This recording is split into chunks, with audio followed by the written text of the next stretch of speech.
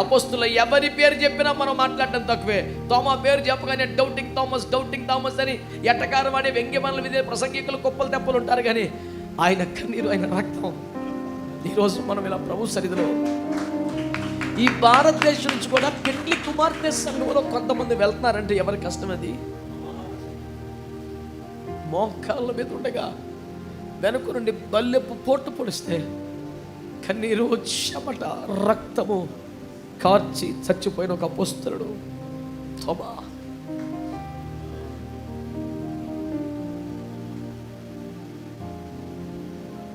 ఎక్కడ పుట్టాడు, ఎక్కడ పెరిగాడు, ఎవరి వెనకాల తిరిగాడు, ఎక్కడికి వచ్చి చచ్చిపోయాడు? పాపం చేస్తూ చచ్చిపోయాడా?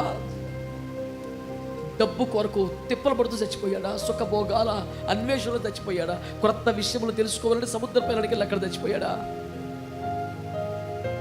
ఏ విధము చేతనైనా భూభాగము వేరుగా ఉన్న, దూరంగా ఉన్న అందరూ దేవుని బిడ్డలే, వీళ్ళు కూడా నా సహోదరులే, వీళ్ళ కొరకు నేను ప్రాణం పెడితే కూడా తప్పు లేదని ఆయన భారతదేశం కోసం ప్రాణం పెట్టేస్తే